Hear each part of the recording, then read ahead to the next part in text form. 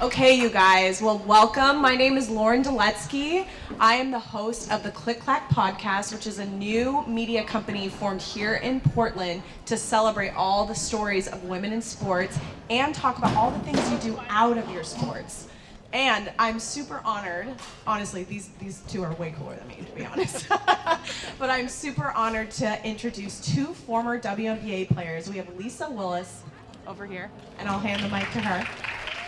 And we have Carla McGhee. So I have the honor. So these two women played in the WNBA. We all know the WNBA has a ton of energy around it right now. And now they work at Nike and they're leaders at Nike. So we're here to talk a little bit about their experience in sports and their leadership at Nike so that you can understand how sport makes you great in your life after sport. All right, you ready? Let's do it. Let's do it. Okay. So first and foremost, I want you to introduce yourselves a little bit to the crew. You got it. Lisa, Oh my God. do you want to start, Lisa? And Sure I she will does. respect my elders. Oh, okay. It's getting spicy down here. It is, right? I love it. Okay, so who's going first? I'll go first. All right. I'm going to hand over the mic to Carla. And Carla, just tell us a little bit about your experience in sports, your journey to the W, and then how you got to Nike. Okay. First of all, hello, and to my ladies out there playing flag football, I just want to say I am so incredibly proud of you guys. Get that out the way. Again, my name is Carla McGhee, and I come from Peoria, Illinois. People probably don't know that. Richard Pryor, home of Caterpillar and State Farm down the street. Went to school at University of Tennessee. Played for the legendary and the great Pat Head Summit. Won a couple championships. Went to a couple of Final Fours. From there, I played with USA Basketball, played every possible team. Not that I'm proud of that, it's just that I just would not stop until they put me on the best team, the Olympic team. With that, won some gold medals, but I guess the thing that sticks out is that I was one of 12 women that they considered was the dream team. You know how they had the first dream team with the men? Well, we were the first dream team for the women. Yeah, pretty cool, especially because I got to play besides Dawn Staley. I guess everybody knows Dawn because she coaches in South Carolina. She's a hot item right now. Lisa Leslie, Cheryl Swoops, Ruthie Bolton, just some really phenomenal athletes. Played professionally for 13 years, played in the Orlando Miracle, finished with the Connecticut Sun. And after that, I coached, and I was the director of player personnel for the WNBA. Started my own business, More to Hoops, where I did consulting, training, and just traveling around to watch the game that I love so much, which is basketball. COVID hit, I pivoted, came to Oregon, Beaverton, working for Nike, started on Converse in brand, and now I'm in merchandising with Nike. All of that to say that I'm a pretty resilient chick. When things get tough, you just got to pivot and you got to reinvent yourself. So basically that's what I've been doing every step of my journey, just constantly pivoting, constantly reinventing myself and always believing in myself. So that's my story. I love, wow. I mean, what an experience. I think that's the best advice I've heard in a while, because as women and girls, we have to pivot all the time to reinvent ourselves, and there's going to be so much opportunities for girls in sports, and that's why we're all sitting here today, because we want to energize the world around what all of you are doing, because you girls are the next generation of athletes that are going to compete in LA 28 and so many other places. All right, I'm going to pass it over to Lisa now, and she's going to tell us a little bit about her history in sports. So after that, I probably should have went first. No. Lesson learned. Got it. I do second what she said, though. Super proud of you ladies. This is awesome. If I could get out there and do my thing and spin, I would totally be out there with you guys. It just looks fun. So kudos to you guys. You guys are pioneers, actually. So Lisa C. Willis from Long Beach, California. I played college basketball at UCLA. Was able to do some pretty cool things there. Got a chance to play on the USA team. Got a gold medal. I played in the WNBA for. Thank you. Played in the WNBA, where I led the WNBA in three-point shooting. Once I retired, so I played 4 years in the WNBA. I played overseas as well in Russia, Greece, Latvia, and Turkey. I am a European national championship. When I was in Latvia, I was able to get that honor. But then I injured my knee. A lot of athletes in their careers due to injuries. So I am in that count. And like Carla said, you have to pivot. And so I definitely pivoted. I started a company where I trained boys, girls, men, women on how to develop their skills.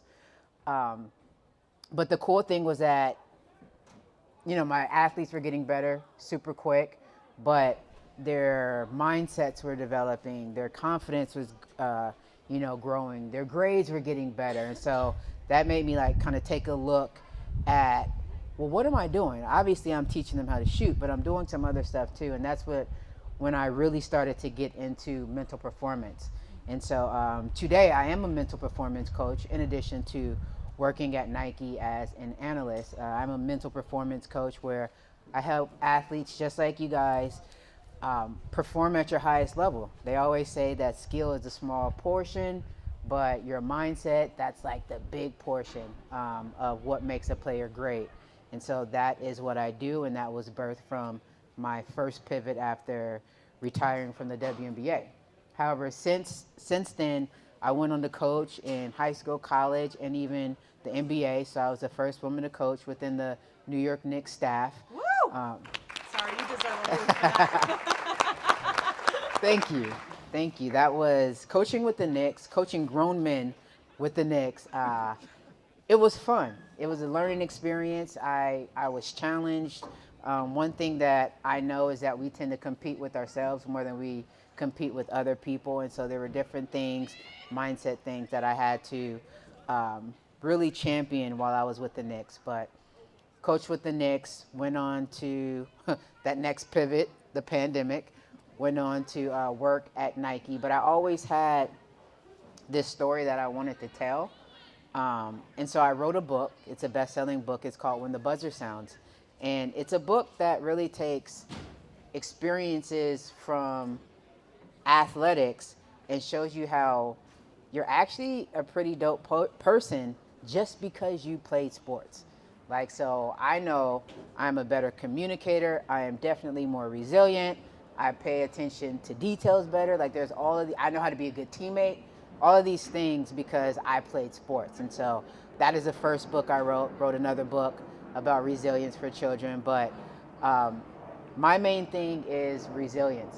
That's one of the things, and I'm sure we'll get to that, but that's one of the things that being an athlete on all the levels, whether I was playing at the YMCA or playing on the USA team, that's one of the things that sports has really embedded in me is my resilience. And I take that everywhere I go, even when driving here today in traffic. I have to be resilient. So that is me.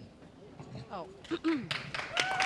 Well, I have to say, equally, you both are incredible, and I am honored. Lisa actually just gave me her book to read, and I'm super excited about it, because one thing that you probably all might already be able to tell from me is I love sports, but I was never a professional athlete. I actually worked at Nike before I started this company, and one thing I've learned is that whether you're a professional athlete or you just love the game, just the joy of the game, and you want to be a weekend warrior and play, sports does make you great. And you talked about resilience, you talked about motivation. I mean, those are critical things that you learn at the earliest parts of your sports experience. I mean, watching all of you girls out there, I'm like, these girls are fierce.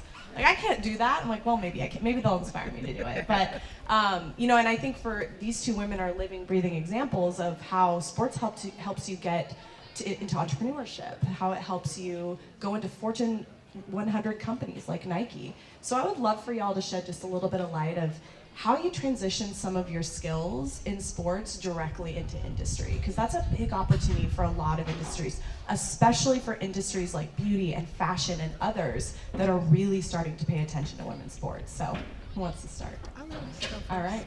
Let's go. So one thing is believing in yourself. Sports taught me that I can do hard things.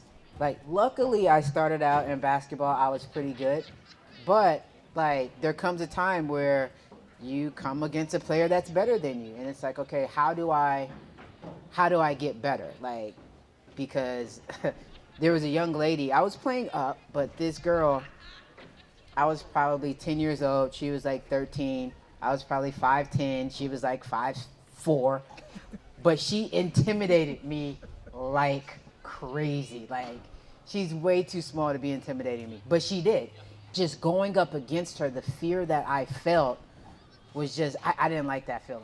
Like, that was, like, I'm about to go play basketball. Why am I scared? But of this little girl, being able to say, okay, this is what you're feeling, but you have an opportunity to do something about it.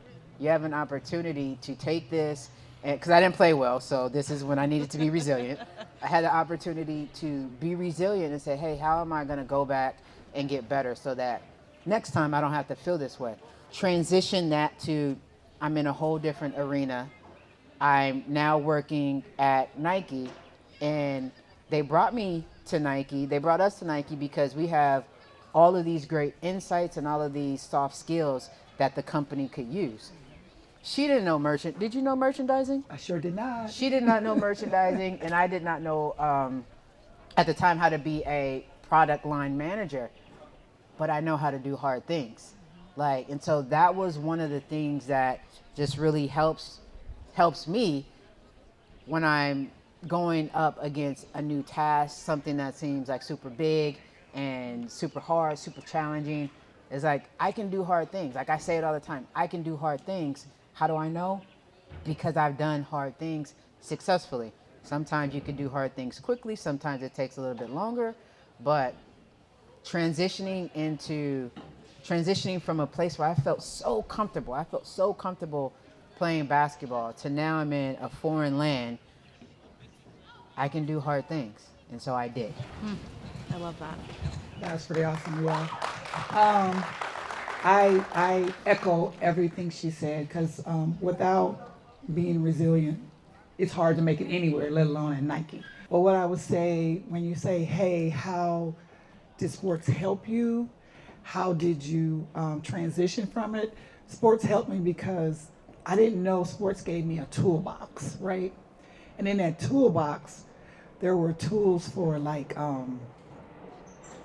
being a great teammate, having great communication skills, embracing the unknown, the strength in being prepared, and the gratification of sticking with something, seeing it through. Sports gave me all of that.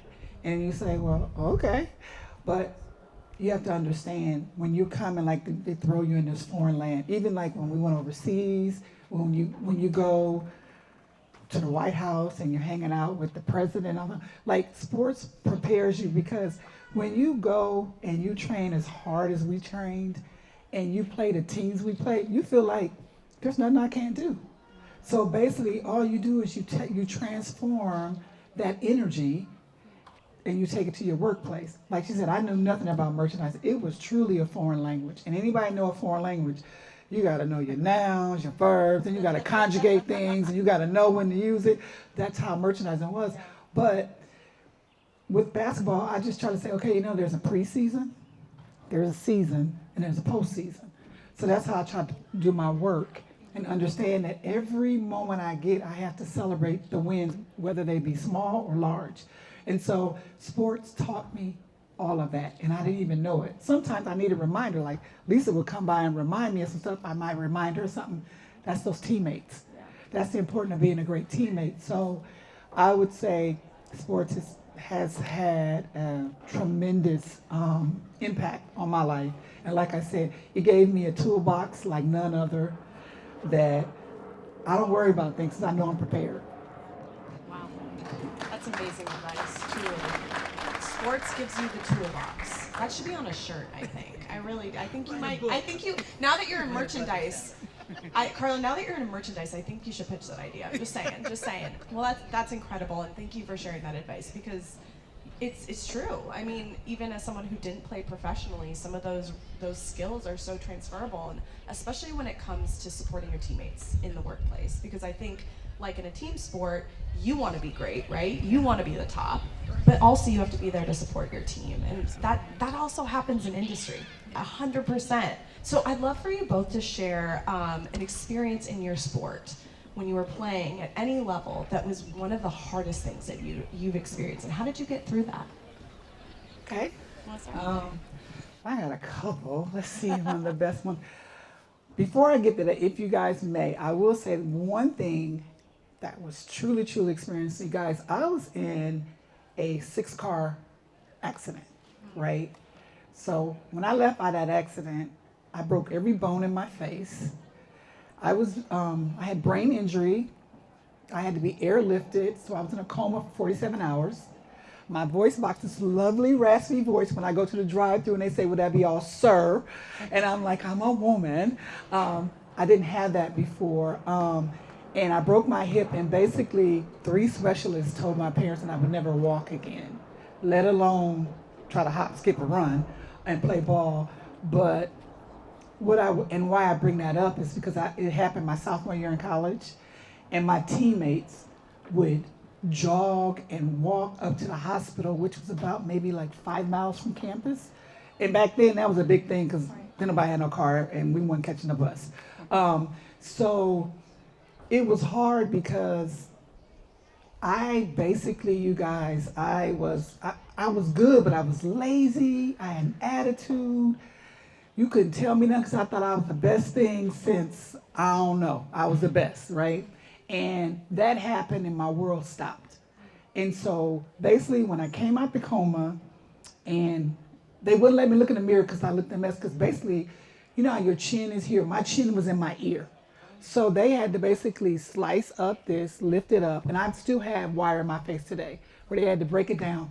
And so the thing about it is, why I say that is to say, you never know your path, you never know your journey, but the importance of, if you, like me, I believe in God, and I feel like he has, whatever's for you is for you, but it was my teammates. And I remember my coach, who loves basketball, she said, I don't care if you do nothing else, but you're gonna graduate. My teammates, we don't care if you walk, we don't care whatever, we just want you. Like, and at that moment, I realized I had been taking people for granted. I had been taking the gift that God gave me for granted. And I remember making this promise, you guys. And I know how, like, people getting something, they be like, Lord, if you get me out of this, I promise. Like, I was like, God, I'm serious this time. I'm serious this time. I was like, if you let me walk and talk again, I didn't say play basketball. I said, I will be a better person, and I will never take advantage of life and people. And to this day, I pretty much I've kept my promise. I've slipped a couple times, but I've kept my promise. And I say that to say that was a hard thing, but it prepared me for the hard times when I didn't think I was gonna make the national team. I was out there like having god awful tryouts, and I was like, you know what? There's something bigger than this. It's something bigger than making a team, but I made it. And then us going 11 months, taking $100,000 pay cut to play for the United States, going to countries like Russia and Siberia, where, you know, it's cold, and just like, some people treated us with grace and some people let us know they didn't like Americans. So I say all that to say, like, that was a road that was traveled, because this is before the WNBA. Yeah. This is before everybody thought it was cool.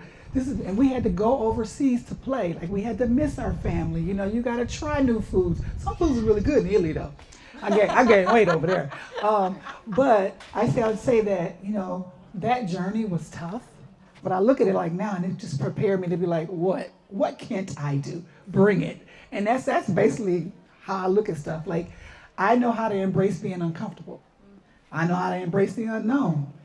And the pandemic taught me I had to embrace not having control of my own destiny. Like, sometimes you just gotta sit back, know if I'm prepared, I put that hard work in, good things are gonna happen. So that's in a long way. Sorry about being so long-winded, Lisa. We needed to hear all of that, so thank you. I would say, for me, so one thing that I really was able to get from basketball is being able to separate my role from my identity. So many people, just people, like not even just athletes, just people, they deal with convoluting their role and identity. And so, a doctor might think that, no, we're not even going to say that. So if there's any doctors, I spared you. But, just kidding. But we'll keep it as me as an athlete. So a tough situation was when I was playing for the New York Liberty. The GM and the head coach were beefing. I get caught in the crossfire. Now the head coach is like, you're not going to be playing because I'm going to stick it to the GM. Like, she told me this is not speculation. And so in that moment, I basically quietly quit. I still went to practice. I got there early, put up my shots, but I didn't stay late. Very unenthusiastic about the games. Like, I just became a very different person because of my mindset, because of what the coach told me. And now I know that while my role can change, who I am, who Lisa C. Willis is, that has to always shine through. When I was playing for UCLA and I made the USA team, I went from being the star of UCLA to the 12th player getting in the game on the USA team. Just in case you don't know, there's only 12 players on the team, okay? So I was the last person. I went from the star, that was my role, to the last person. And that, oddly enough, that's a proud moment because my identity was able to shine through. I still was a leading three-point shooter on the USA team. I was the third leading scorer. I was the top defender despite my role change. And so sometimes your role is given to you. Like, your role, you could have this job, you could have a role as whatever it is, but when that role changes, you have to still be yourself. Sometimes you go to a better role, and that's great. Sometimes you go to a role that you don't like, and it's like, but who am I? And that was one thing that I've had multiple experiences in sports that has always been hard. It always sucks going from being that chick to not her. It always sucks. And so I would say with the Liberty, that was probably the hardest situation for me, outside of injuries. Injuries are hard too, but I felt like I was mentally and emotionally injured and I didn't know how to move forward.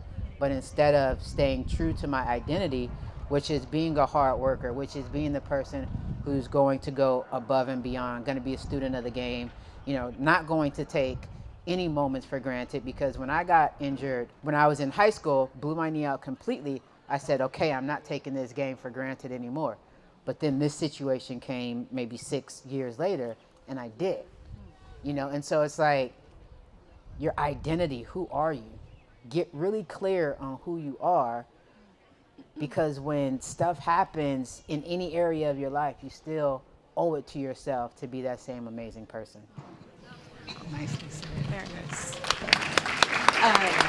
So one of the things that we really stand behind at Click Clack is celebrating women beyond their sport. And I think what you just talked about is exactly that, right? Your sport is a big part of your identity, but who are you is more than your sport. And you have to figure out and hone those skills, hone those things that make you passionate. And I just really appreciate that you both shared those stories, because I'm sure they were incredibly difficult. And, we know that women's sports is on the rise. Oh, yes. It's a multi-billion-dollar valuation now. There's a ton of energy. There's a constant drip of headlines and news in the WNBA and all the work that you and so many other women who have come up from the WNBA since 1996, and before that, have led the path for where we are today. So I want to pivot a little bit and talk about the future of women's sports. The first question I want to ask you, let me actually first call out that WNBA tip-off was last night, y'all. Woo! There were some record-breaking games last night. Kelsey Plum, Nafisa Collier, who's one of my MVPs. But just an exciting season ahead. Last year, 54 million unique viewers on the W. And let's talk about it, ladies. Flag football is going to get there too. Yes. Absolutely. And so we're gonna pivot a little bit and talk about the momentum around women's sports. I would love you both to talk about who's your favorite athlete that you're watching right now across any women's sport. And then what sport are you just excited about? Wow, that is so tough. 'Cause I was just watching Coco this morning when I was working out. Yes. She played. I love her to death, of course, Asia. But like, I'm gonna go to an area that you guys probably were like, what? But one of my favorite one of the people that I really love, enjoy watching and following is Juju Watkins. Dang, that's what I was gonna say. Like, That's what I was I gonna say. love Juju Watkins. I was like, I know. I can't believe I'm fangirling over somebody who Yeah. could be my daughter. Like, but yes, yeah, that's, yes. Do I even talk now? Like, my goodness. Yeah, I'm not watching her right now because she's injured, but she did post something yesterday. Yeah. So, She watching posts a her. couple things, yeah. But that's how good Juju Watkins is. I'm a Bruin.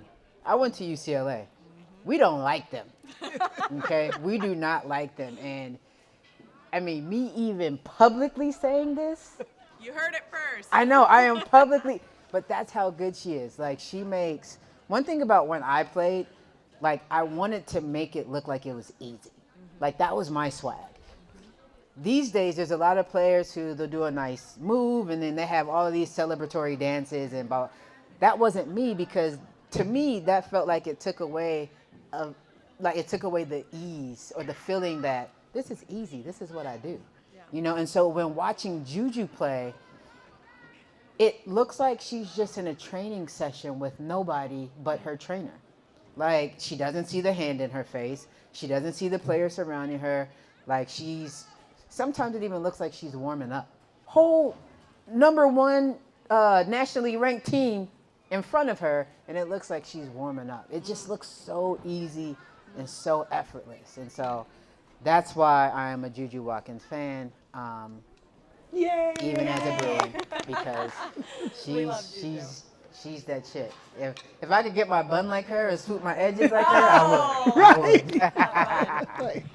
I love that. I totally agree. Juju is incredible. And one person that couldn't be here on the panel today is my business partner, Jackie Jamelis, who also played in the WNBA, a woman who has been through so much, had 10 knee surgeries, 5 ACL tears, still played overseas for 10 years. And so she would appreciate that you said Juju because she's a USC Trojan. So,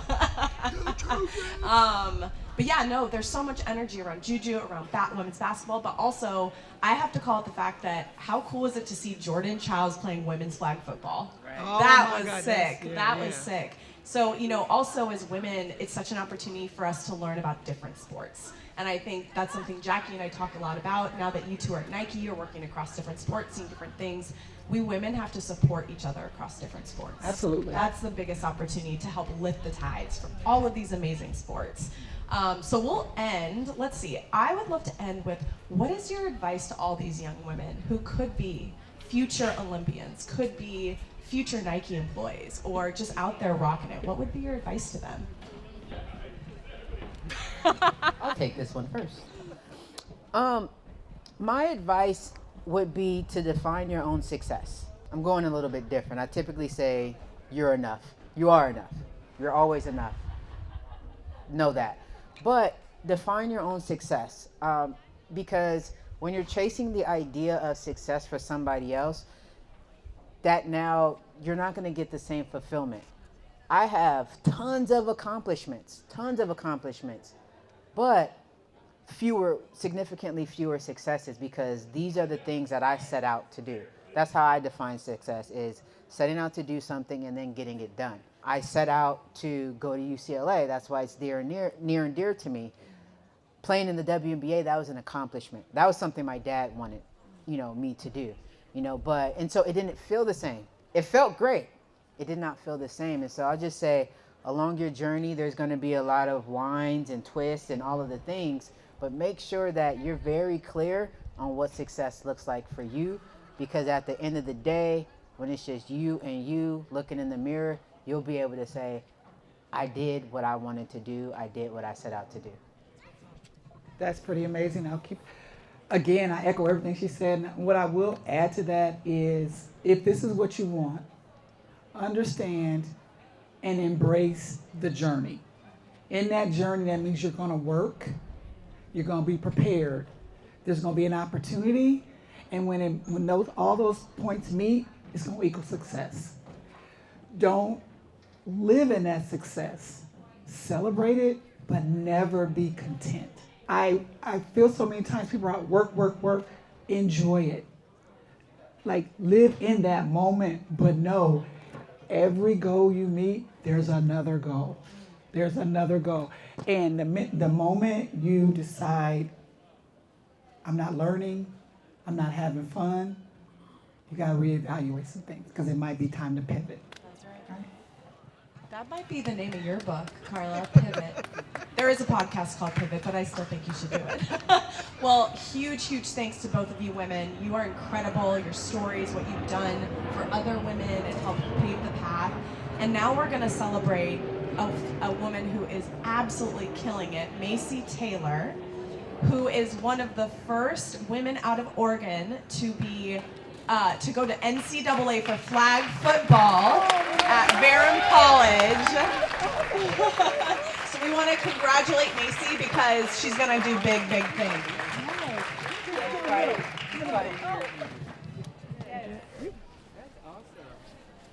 You're going to rock it in college, girl. We'll be watching. Do you want to say anything? Speech. I just want to say thank you to my coaches and thank you guys for coming out here. I wish that I could be playing today, but super excited to see all these girls and hopefully they do really well. And yeah, thank you guys for having me. All right. Next time you'll be on the panel, Macy. All right, Macy. Awesome. Awesome. Thank you. Okay, lastly, we just want to thank all the parents, all the people that support your girls in sports. I'm a mom of 2 young kids, including a young girl, and it takes a village to raise athletes and to help them be successful. Also, huge thanks to Sarah Sowers over here and all the OSA and other folks, the coaches on the teams, everybody who is trying to make girls flag football an official high school sport. There's 15 states right now who have made it happen. We want Oregon to be next. And it's because of all of you that that's going to be a possibility. So huge thanks to everybody who's been involved, and it's been an honor to be here today with everybody. So Yes. All right. Thank you. Yeah, thank you guys.